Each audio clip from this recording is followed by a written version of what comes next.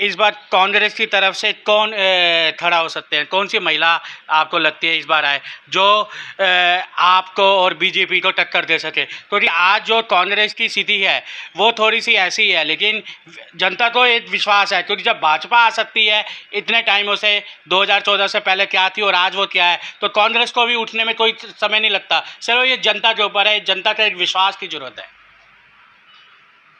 सबसे बड़ी बात तो तरुण जी ये है, कांग्रेस पार्टी जिस भी महिला को टिकट देगी हम उसके बिल्कुल साथ खड़े रहेंगे, तन मन धन से पार्टी की सेवा करेंगे और आगे भी करते आए। और हम हमारे पार्टी का कैंडिडेट जीतेगा यही कामना करते हो, हम पूरी कोशिश नहीं करेंगे, हम उसको जिता के लाएंगे। लेकिन मैं साथ के साथ मैं ये भी कहना चाहता हूँ कि कोई भी पार्टी, राजनीतिक पार्टी हो, ऐसे लोगों को टिकट दे जो समाज में जिनकी छवि अच्छी हो, जो भ्रष्टाचार से लड़ाई लड़ सके, क्योंकि एमसीडी सबसे भ्रष्टाचार में गिना जाता है। इसमें भ्रष्टाचार इतना ज़बरदस्त है और जो लोग टिकट लेने के लिए करोड़ों रुपए खर्च करेंगे तो वो पहले अपने घर भरते हैं। तो मैं यही कहना चाहूँगा कि जनता को भी जागरूक होना चाहिए, जनता का भी इसमें बहुत बड़ा हाथ होता है, क्योंकि जनता के वोट से ही काउंसलर बनता है, जनता के वोट से एमएलए बनता है, जनता के वोट से ही एमपी बनता है, जनता के वोट से ही मुख्यमंत्री बनता है और यहाँ तक कि जनता के वोट से भी प्रधानमंत्री बनता है। आज ये एमसीडी की इलेक्शन की बात करेंगे कि जनता को जागरूक होना चाहिए। अगर कोई पार्टी का करप्ट नेता जिसने पिछले टाइम में पैसा खाया, भ्रष्टाचार किया, अगर उस पार्टी के कार्यकर्ता आते हैं तो उसे एक एफिडेविट लेना चाहिए कि भाई एफिडेविट में लिख के दो कि तुम्हारा कैंडिडेट भ्रष्टाचार नहीं करेगा, भ्रष्टाचार से जुड़ा हुआ एक भी पैसा अपने घर नहीं लेके जाएगा।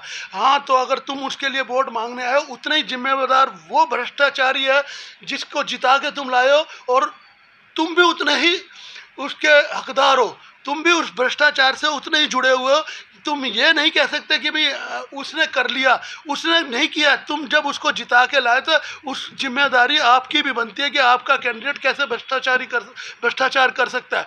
तो मैं यही कहना चाहूँगा जो भी पार्टी है ऐसे लोगों को टिकट दे जो भ्रष्टाचार ना करे, समाज की सेवा करे। मैं तो यहाँ तक भी कहना चाहूँगा कि जो तीनों पार्टियाँ जो भी अपना कैंडिडेट ईमानदारी से खड़ा करे, तीनों को जनता एक मंच पे लेके आए और वहाँ पे उनसे कसम खिलाई जाए भगवान की कि तुम भगवान की कसम खा के कहो कि भ्रष्टाचार का एक भी पैसा अपने घर लेके नहीं जाओगे। ये हमारे समाज के लिए ज़रूरी है। जब तक जनता तैयार नहीं रहेगी, जनता अपने आप को जागरूक नहीं करेगी तो यह भ्रष्टाचार बढ़ता रहेगा। इसको रोकने के लिए जनता को खुद कदम उठाने पड़ेगा, जनता को खुद आगे आना पड़ेगा। जागरूकता होना बहुत ज़रूरी है। सर, आप हमारे चैनल के माध्यम से हर बार मैंने वीडियोस बहुत बार भी डाली है। आपने देखा रानीबाग मार्केट में विधानसभा सतूर बस्ती की एक पार्किंग की बहुत बड़ी समस्या है जो पिछले 10 सालों से नहीं बन पाई और एमसीडी के काउंसलर ने वादे करे लेकिन वादे वो खड़े रहे। भाजपा की या वो बसेंजी हो या वो वंदना जेटली हो, जो पार्किंग की ईट होनी चाहिए मेन वो नहीं उड़ पाई। यहाँ तक कि रानीबाग एसोसिएशन मार्केट ने हमेशा सुनील दुआ जी या उनकी पूरी टीम हो या जो भी हो, हेल्थ मिनिस्टर सतिंदर जैन से बातचीत भी करी लेकिन काम जीरो। आपने एक चीज़ देखी होगी, एक बार फायर ब्रिगेड भी फंस गई थी, उसको हमने निकालने की पूरी कोशिश की, जो निकली भी है क्योंकि लोग अपनी मार्केट का सामान भी बाहर निकाल लेते हैं। और साथ ही साथ एम्बुलेंस भी एक बार फंस गई थी। यहाँ तक कि वो दिन भी हम कभी नहीं भूलेंगे कि सैनिक विहार से ट्रैफिक इतना फंस गया, स्कूल की वैन के बच्चे इतनी बुरी हालत थी गर्मी में, पता चला तो फटाफट सब्जी मंडी वालों ने सबने उन बच्चों को बाहर निकाला क्योंकि हालत बहुत बुरी हो गई थी। वो दिन भी गर्मी का था। ये मल्टीप्लेक्शन पार्किंग कब बनेगी? क्या आने वाला जो काउंसलर है इस चीज को देखेगा? क्या इसमें भी राजनीति रोटियां सेकती जाएंगी? आपको सर कैसा लगता है? आप एक सामाजिक भी हो, कांग्रेस की तरफ से नहीं कहूंगा मैं कि आप नेता हो, सामाजिक के हो, आपने हमेशा देखा है ये पार्किंग का मुद्दा कब नजर में आएगा, कब यहाँ पर वो पार्किंग हमें नजर लगी हुई है? देखो, पहले तो मैं रानीबाग व्यापार मंडल के सभी पदाधिकारी जो भी यूनियन हैं उनको बहुत बहुत धन्यवाद करना चाहता हूँ। वो बहुत प्रयास करते हैं कि रानीबाग मार्केट एक अच्छी मार्केट में गिनी जाती है। यहाँ दूर दूर से लोग आते हैं पार्किंग के लिए। उन्होंने वैले पार्किंग भी की भी शुरुआत की थी। लेकिन आपकी बात सही है कि मल्टीपर्पज़ पार्क होनी चाहिए। वो जब होएगी, मैं पहले भी बता चुका हूँ, जब आपका निजी स्वार्थ, जो आप जनता का प्रतिनिधि चुना जाएगा उसका निजी स्वार्थ नहीं होगा तो हर काम हो सकता है। पार्किंग बन सकती है, जगह भी है, लेकिन उसके बनाने के लिए पहले जो एमसीडी में भ्रष्टाचार है उसको रोकना पड़ेगा, हमें जागरूक होना पड़ेगा। हमें हर चीज़, आज आप कोई भी आरटीए लगाओ उस पर सारी चीज़ें आती है, और हमें जागना पड़ेगा, आरटीए लगानी पड़ेगी कि और पार्किंग बन सकती है अगर सब प्रयास करेंगे। क्योंकि हमारे क्षेत्र के मंत्री हैं, उनके पास डिपार्टमेंट है और काउंसलर, ये जब एक जनता का कार्य होता है ना तो हमें मिलजुल के करना चाहिए। हमें ये नहीं सोचना चाहिए कि यार ये इस पार्टी का। मेरा हमेशा कहना यही होता है, जो भी पार्टी का कैंडिडेट, जो भी प्रतिनिधि है, अगर वो कोई अच्छा काम करता है तो उसकी प्रशंसा करनी चाहिए, और अगर बुरा काम करता है तो उसकी निंदा करनी चाहिए। जब भी हम एक अच्छे समाज को कर पाएंगे, जब भी एक अच्छा देश बना पाएंगे। हमें सबको मिलजुल कर काम करना चाहिए, हम सबको मिलकर जुलकर काम करना चाहिए। तो यही मदन खुराना जी थे।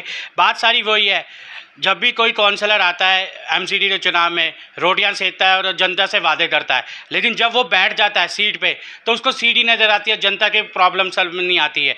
यहाँ तक कि बीच में ऐसे हालात हुए हैं एमसीडी के, यहाँ तक कि कुत्तों के डॉग्स ले लो, यहाँ तक कि पानी ले लो, जाली का ले लो, यहाँ तक कि मैं इतना ही कह रहूँगा सत्येंद्र जैन हेल्थ मिनिस्टर के सीवर्स ले लो, रानीबाग में कितने बंद पड़े हुए हैं, कितने ख़राब हैं, लेकिन उसको देखने वाला कोई नहीं है। रियलिटी सोसाइटी जीरो इसलिए है क्योंकि जनता नहीं जागरूक होती। जनता से इतना ही कहना चाहूँगा, एमसीडी के इलेक्शन आ रहे हैं, सोच समझ के वोट दें, सोच समझ के, क्योंकि जो भी आए उसका एक ही पहला धन है कि भैया रानीबाग पार्किंग को बनाए, जिससे यहाँ तक विकास भी हो और पार्किंग की जो समस्या है वो धीरे धीरे हल हो जाए। सर लास्ट शब्द, सर आपको क्या उम्मीद लगती है कि इस बार पार्किंग की एज जो % है, क्या उम्मीद होगी या वो भी रोटी? सिर्फ लास्ट शब्द, 2 शब्दों। देखो, कहते हैं ना, अगर आपने किसी कार्य के लिए ठान लिया है तो वो कार्य निश्चित रूप से होगा। उसमें परेशानियां तो आएंगी, कठिनाइयां तो आएंगी, लेकिन जब आप उस कार्य के लिए करने चलते हैं, आप अकेले निकलोगे, पीछे कारवां अपने आप बनता जाता है। अगर आप जैसे चैनल वाले और हम समाज से भी मिलकर काम करेंगे, नेता को समझाएंगे कि तेरी सीट की पावर क्या है और तू कर क्या रहा है, तो ऐसा कोई कार्य नहीं जो नहीं हो सकता, हर कार्य हो सकता है। और ये तो बहुत बड़ी समस्या है, और अगर हम मैंने कहा आपको, मिलजुल कर करेंगे तो हर कार्य हो सकता है। आज हमें समाज से जुड़ी हुई अच्छी चीज़ों को नोट करना, अच्छी चीज़ों को आगे बढ़ाना है। हमारी श्री नागरिक ग्रामीण एवं दशहरा कमेटी में आप देखते होंगे, जितनी भी संस्थाएं हैं जो समाज के लिए कार्य कर रही है, अच्छे कार्य कर रहे हैं, हम उनको बुला के सम्मानित करते हैं ताकि वो समाज और देश में और बढ़ चढ़ कर काम कर सके।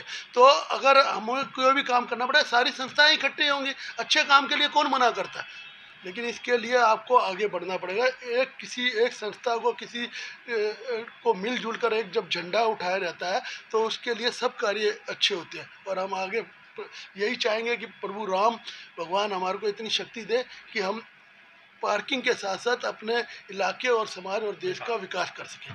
यही है हमारे साथ कांग्रेस के नेता मदन खुराना जी और सामाजिक कार्यकर्ता। तो बस यही है कि रानीबाग की जनता तो जागरूक होना पड़ेगा। अगर आप जागरूक होंगे तो आप अपने लिए नहीं, आप अपने उन लोगों के लिए जो एम्बुलेंस में फंस जाते हैं, एम्बुलेंस नहीं निकल पाती, उन लोगों के लिए जब रानीबाग में हादसा हुआ था आज का, तो फायर ब्रिगेड किस मुश्किल से होगी। आंखें देख के बंद मत करो, जागरूकता वहीं आती है जहाँ आंखें खुलती हैं। उन बच्चों का भी जरूर सोचना जो गर्मी में बुरे परेशान रहे हैं, वो दिन भी मत भूलना, क्योंकि हम क्या करते हैं, पिछली चीज़ भूल जाते हैं और आधी चीज़ को याद ले लेते हैं। पार्किंग की बहुत ज़रूरत है इस बार, रानीबाग के लोगों को जागरूक होना चाहिए। नमस्कार।